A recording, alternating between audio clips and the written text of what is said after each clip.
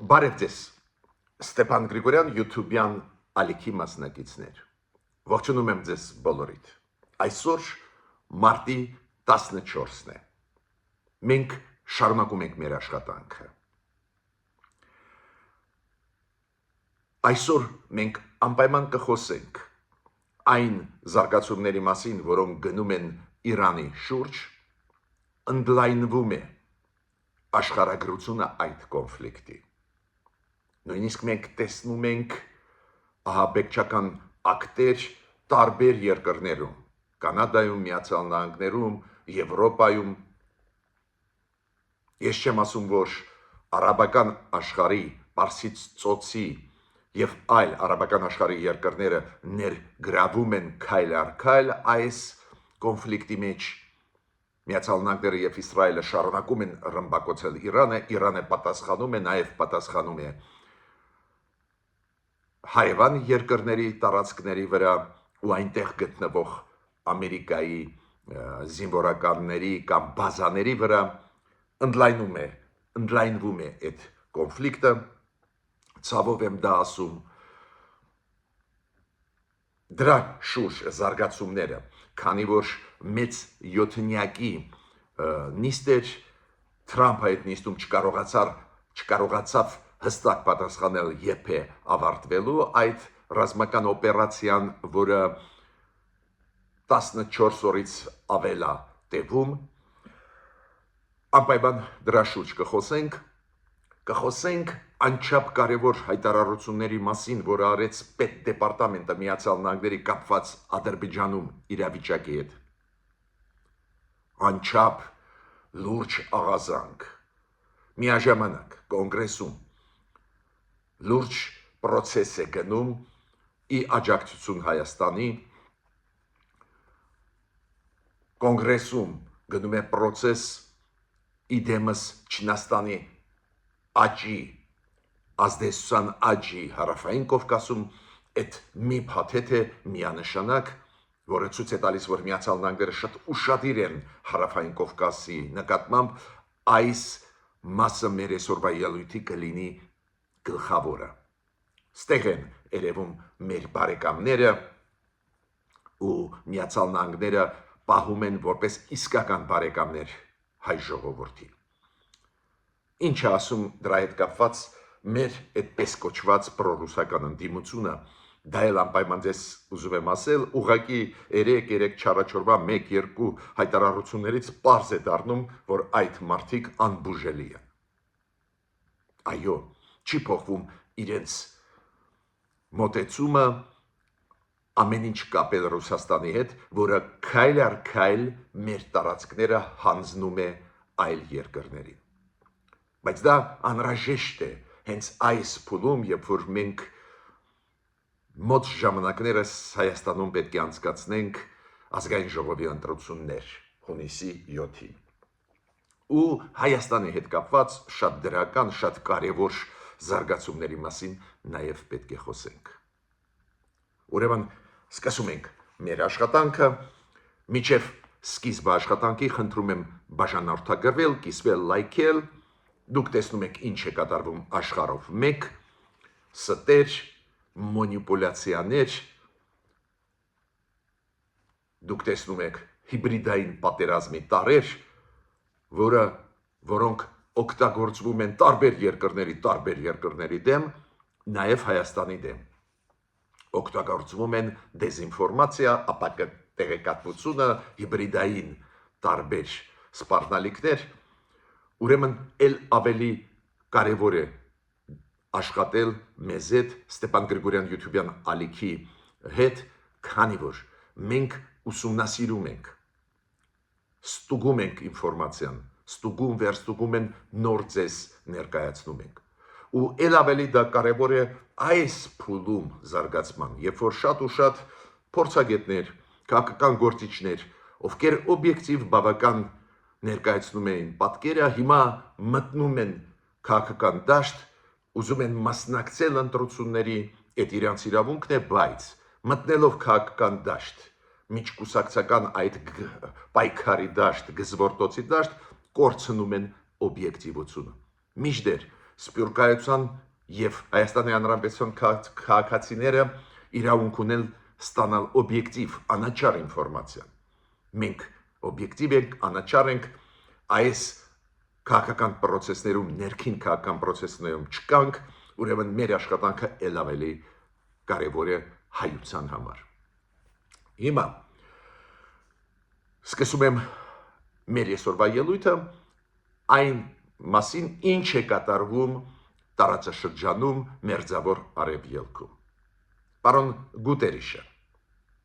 ՄԱԿ-ի գլխավոր քարտուղարը գտնվում է Լիբանանում։ Դուք գիտեք, Լիբանանում սկսվեց ապակայունացում, մոտավորապես 1 միլիոն մարդ դարձան փախստական, քանի որ Իսրայելը սկսեց ռմբակոծել Լիբանանը, քանի որ Հեզբոլայի խմբավորումները, որոնք մի մասն են Լիբանանի կառավարության, սկսեցին հարվածնել հրթիռային Իսրայելի դեմ ուղղված։ Իրանք աջակցում են Իրանին, չեն թաքցնում, ու դա բերեց նրան, որ այս երկու շաբաթվա ընթացքում Իսրայելը սկսեց պատասխանել, մեծ ռազմական գործողություններ ծավալել Լիբանանում, մեծ թվով զոհեր կան Լիբանանում, ու ամենակարևորը ապակայունացումը հիմա գնում Լիբանանում։ Պարոն Գուտերիշը, ՄԱԿ-ի գլխավոր քարտուղարը, մեկնեց Լիբանան ու ասաց, որ դա համերաշխության այցելություն է, աջակցելու Լիբանանի ժողովրդին, որ մենք դեմ ենք, որ պատերազմ լինի, պետք է կանգնի պատերազմը։ Այդ քայլը ես շատ լավ հասկանում եմ պարոն Գուտերիշի, քանի որ հիմա ՄԱԿ-ի դերը շատ փոքր է,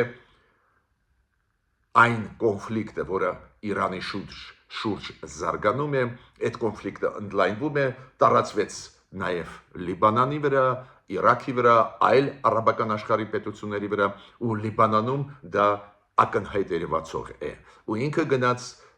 հանդարտեցնելու իրավիճակը, հանգստացնելու այնտեղ։ Տրամպը,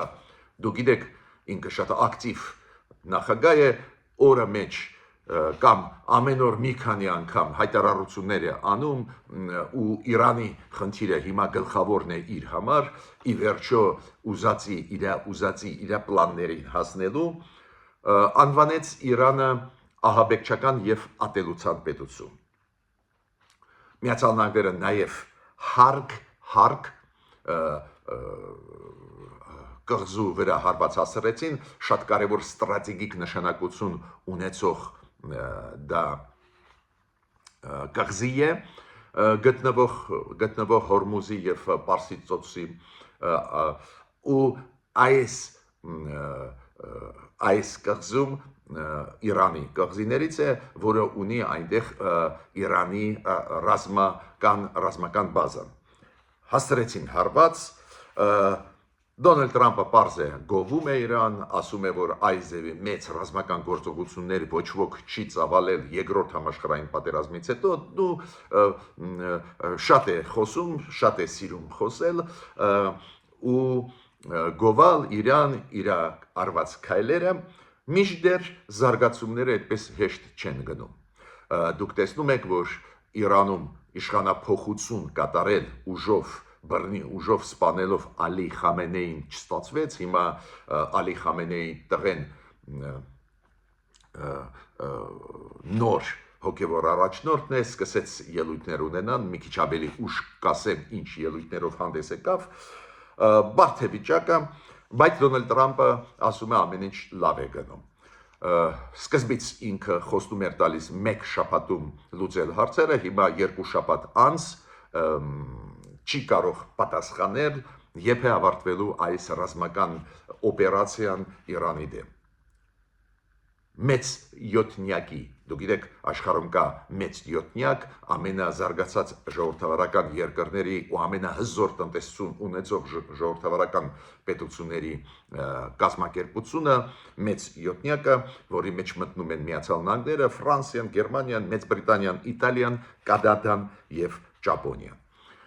Իրենք հեռախոսազրույցով կապնվեցին, նիստ եղավ, ու այդ նիստի ժամանակ եվրոպացիք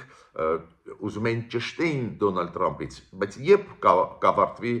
այս ռազմական գործողությունը, քանի որ Հորմուզի նեղուցը փակ է, ուրեմն նավթի ճգնաժամ սկսվեց, Հորմուզի նեղուցով Պարսից ծոցի արաբական երկրները դուրս են բերում աշխարհ 20%-ը աշխարհի նավթի, պարզ է գները բարձրացան, բավական լարված վիճակ է, իրանք ուզում են ճշտեին Դոնալդ Տրամփից, ինչ է սպասվում, բայց Դոնալդ Տրամփը չկարողացավ իրենց պատասխանել, երբ է ավարտվելու այդ ռազմական գործողությունները։ Կայա Կալասը, արտգործնախարարը Եվրամիության, հանդես եկավ հայտարարությամբ ու ասեց, որ Միացյալ Նահանգները քաղաքականությունը շատ մոտ է այն երկրների քաղաքականությանը, ակնարկը պարզ է Ռուսաստանի վրա էր, որոնք ուզում են անջատել, տարանջատել Եվրամիությունը, քանդել Եվրամիությունը, իր քայլերը հենց դրան են միտված։ Մենք գիտենք Գրենլանդիայի հարցով, այլ հարցերով Դոնալդ Տրամփը կոշտ քաղաքականություն է վարում Եվրամիության նկատմամբ, ՆԱՏՕ-ի նկատմամբ, դա է պատճառը, որ բավական լարված են հարաբերությունները Եվրամիություն եւ Միացյալ Նահանգների միջև։ Մեծ Բրիտանիան, որը այսօր Եվրամիության անդամ չի, դուք գիտեք, մերժեց Միացյալ Նահանգներին օգտագործել Մեծ Բրիտանիայի ռազմական բազաները գտնվող մեծ տարածաշրջանում Իրանի շուրջ, մերձավոր արևելքի շուրջ Իրանի դեմ,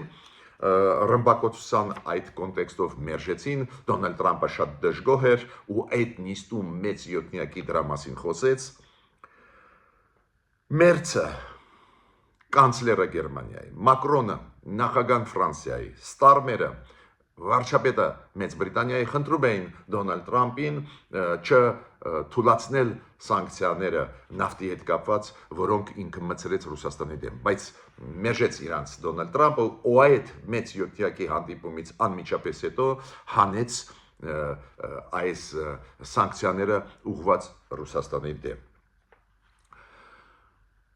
Միացյալ Նահանգների պատերազմի նախագահ պարոն Հեքսետը հայտարարությունով հանդես եկավ, որ բաց է Հորմուզի նեղուցը, շատ հետաքրքիր մոտեցում ցուցաբերում են ամերիկացիք, Հորմուզի նեղուցը փակ է, իրանցիք կարողացան ծովային ականները այնտեղ լցնել,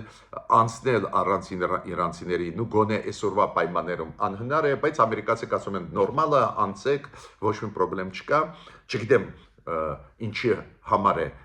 այս ապա տեղեկատվությունը ամերիկացիների կողմից, անկեղծ ասեմ, չգիտեմ, միգուցե իրանք զգում են, որ այդ պատերազմական գործողությունների պատճառով է, որ փակվեց Հորմուզի նեղուցը ու հիմա ուզում են արդարանալ, որ ոչ մի խնդրեմ չկա, մենք անպայման կհետևենք, որ լցանավերը անցնեն Հորմուզի նեղուցով, բայց ոչ օգնում են, ոչ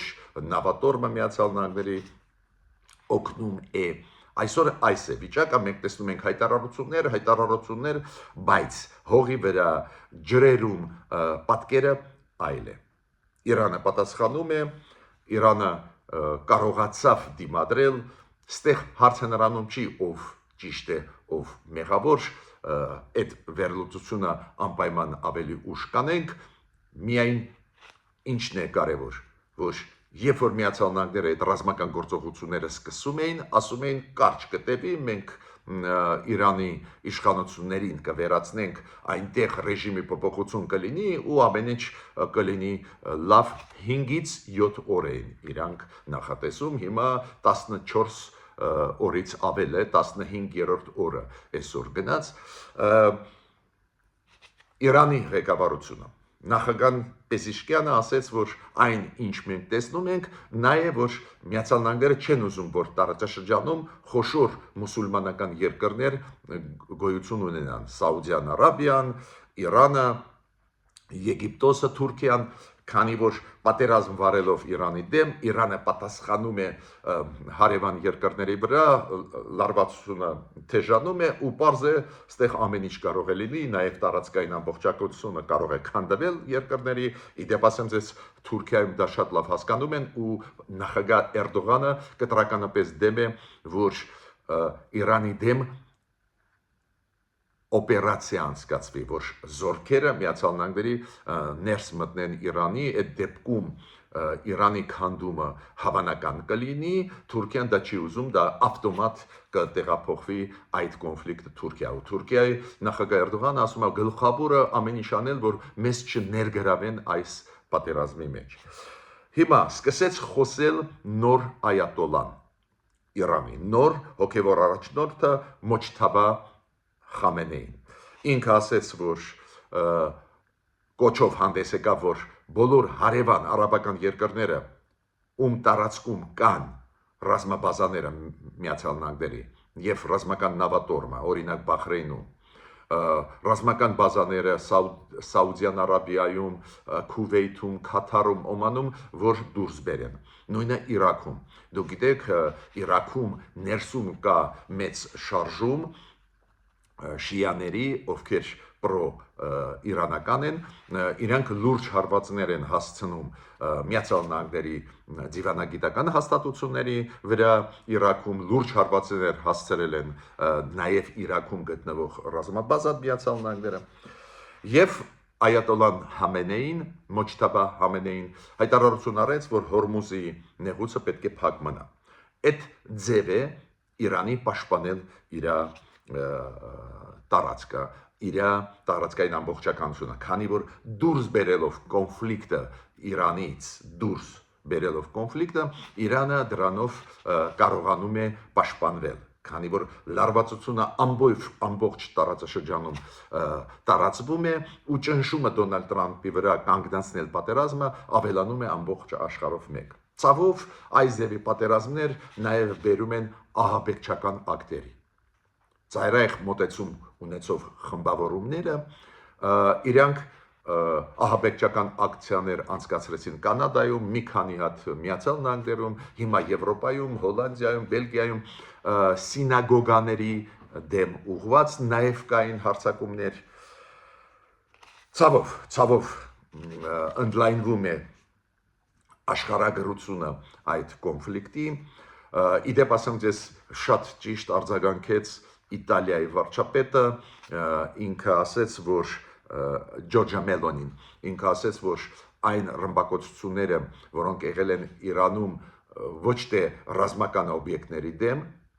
ստեղ Իտալիան չունի դիտողություն ամերիկացիներին, իսրայելցիներին, բայց կային ռմբակոծություններ, որոնց արդյունքում երեխաները մահացել են, հիշում եք դպրոց երեխաների մի ռումբ ընկավ առաջի թե երկրորդ օրներ, այնտեղ 170-ից ավել երեխա զոհվեց, իրենք ասեց, որ Միացյալ Նահանգները պարտավոր են ուսումնասիրում անցկացնել, այդ ով ռմբակոծեց այդ դպրոցը։ Հիմա անցնում են մեր հարցերին, զարգացումներին դրական կապված Հայաստանի հետ։ Այդ անհրաժեշտություն կա դրա մասին խոսել, քանի որ ես հիմա, երբ որ հետևում եմ այս մեր քաղաքական դաշտին ներսում Հայաստանի ոչ միայն պրոռուսական ուժերի, նաև այն մարդկանց, ում նկատմամբ ես ունեմ դրական վերաբերմունք, բայց քանի որ սկսեց աշխատել ընտրարշավի տրամաբանությունը, բոլորը քննադատում են իշխանություններին, ինչը մի կողմից կարծես թե նորմալ է, բայց մյուս կողմից շատ է խթացնում պատկերը, շատ է բացասական այդ բացասական տենդենսներ ուժեղանում, դա է պատճառը, որ շատ անհրաժեշտ է խոսել այն դրականի, որը կա Հայաստանի շուրջ, որը արվում է նաև մեր հասարակության կողմից, սփյուռքահայության հասարակության կողմից, այդ դրական քայլերը։ Ուրեմն մեր պաշտպանության նախարարը Բրյուսել մեկնեց, ու ես վերջի 3 օրը Բրյուսելում են, պարոն Սուրեն Պապիկյանը, ու Բրյուսելում ինքը շատ կարևոր դեմքի հետ հանդիպեց Եվրոմիության ռազմական արդյունաբերության նախարարի հետ, դա կոչվում է կոմիսար, դուք գիտեք, հանձնակատար, ժողովրդի լեզվով դա Եվրոմիության արդյունաբերության նախարարն է եւ կոսմոսի դիեզերքի նախարար։ Այնտեղ քննարկվեցին այն ծրագրերը Եվրոմիություն Հայաստան, որը վերաբերում են ռազմատեխնիկական համագործակցության բարձր տեխնոլոգիաների ռազմական ոլորտում։ Անչափ կարևոր այցելություն է, հույսով եմ, որ այն, ինչ մենք ունենք Եվրոմիության հետ կապված պաշտպանության, անվտանգության ոլորտներում նոր թափ կստանան։ անչափ կարևոր էսել այս ձևի ալեկոծվող աշխարհում։ Հայաստանի վարչապետի աշխատակազմի ղեկավար Արայիկ Արուջունյանը հանդիպեց բարձր պաշտոնյաների հետ Եվրոմիության։ Ինչի հետ է կապված, դուք գիտեք, մայիսի 4-ին պլանավորվում է Հայաստանում անցկացնել այս հայտնի եվրոպական քաղաքական համայնքի գագաթնաժողովը։ 8-րդ գագաթնաժողովը պետք է անցնի Երևանում այս տարի մայիսի 4-ին։ Կարևոր միջոցառում է, քանի որ պլանավորվում է, որ կգան Հայաստան մոտավորապես 50 եվրոպական պատվիրակություններ։ Եվրոպական երկրների։ Դուք գիտեք 27-ը դա Եվրոմիության անդամ պետություններն են եւ գործընկեր պետություններ։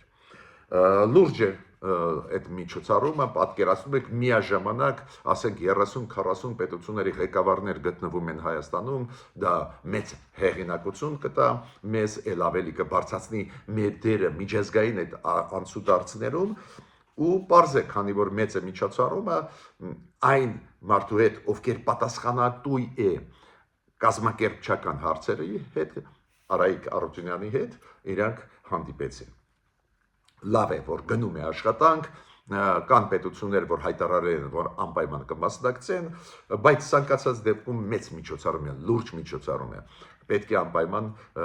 լրջագույնս պատրաստվենք, էտել այս լարվածությունը Իրանի պահանջում է, որ անվտանգային հարցերը էլ ավելի հստակ լուծվեն այդ ժամանակ։ Հայաստանում գտնվում է Եվրոմիության հանձնակատարը կոմիսարը, բայց ինչ հարցերով, միգրացիայի եւ ներքին գործերի հարցերով։ Ներքին գործերի նախարարն է Եվրոմիության, գտնվում է Հայաստանում, ինքը հանդիպեց պարզա մեր ներքին գործերի ղեկավարության հետ, նախարար, փոխնախարար, հետո ուսումնասիրեց մեր բարեկային ծառայության կենտրոնը, այնտեղ դուք գիտեք եվրոպական ստանդարտներով կառուցված է, նայում էին ինչի հետ է դա կապված։ Եթե մենք գնում ենք դեպի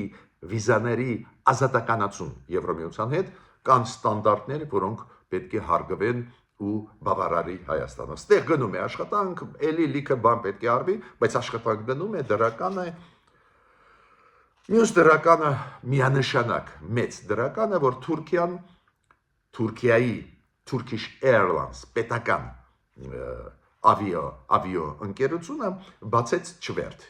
Երևան, Ստամբուլ, Երևան։ Այդ չվերթը անչափ կարևոր է Հայաստանի համար, այսօրվա պայմաններում էլ ավելի կարևոր է։ Այդ չվերթի հետ կապված պլանները, որ մարտի 11-ից այդ չվերթը կսկսի ամենօրյա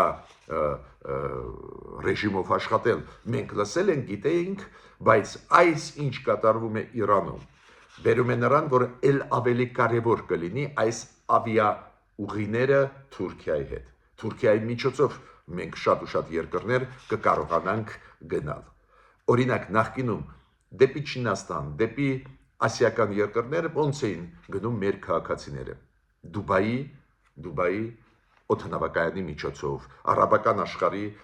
օդանավակայանների միջոցով։ Հիմա այս պատերազմից հետո ու վերջը չենք տեսնում, պարզ է Թուրքիայի հետ ավիացիոն կապը շատ ու շատ կօգնի մեր քաղաքացիներին։ Ուրեմն դա էլ շատ կարևոր է ապաշրջափակման կոնտեքստում Հայաստանի համար։ Հիմա շատ կարևոր քայլերի, որոնք արեցին Միացյալ Նահանգները Հարավային Կովկասի հետ կապված։ Ուրեմն կոնգրեսի ներքին պալատը, ներկայացուցիչների պալատը, 45 հոգի եւ հանրապետականներ եւ դեմոկրատներ ստորագրեցին շատ կարևոր պատրաստեցին նախագիծ օրենսդրական ու մտան կոնգրես։ Ինչ են իրենք ասում, որ Հայաստանին պետք է աջակցությունը ուժեղացնել, այդ առաջինը, երկրորդը իրանք ասում են, որ Ադրբեջանին ռազմական ոլորտում աջակցություն չպետք է տալ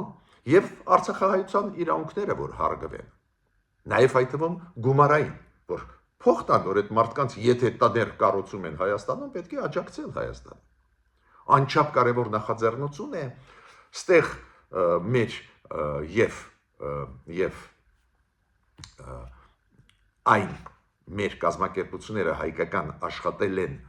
ավանդական կազմակերպությունները, այլ հայկական ճանաչված լոբիստական կազմակերպությունները կոնգրեսում, անչափ կարևոր է դա։ Ոստեղ մենք տեսնում ենք, որ հանրապետականները հավասարի դեմոկրատների հետ կան, ուրեմն ադմինիստրացիան Դոնալդ Թրամփի շատ հավանական է, որ այդ նախաձեռնությունը ընդունի։ Ինչով է դա կարևոր, դուք հասկանում եք, Հայաստանին պետք է ավելի աջակցել, Հայաստանը կառուցողական է Հարավային Կովկասում, ուստեղ ինչն է նաև կարևոր, որ այս ժամանակ, երբ որ Տրամփը ամեն օր ասում է գլխավոր հարցը Իրանի հարցն է,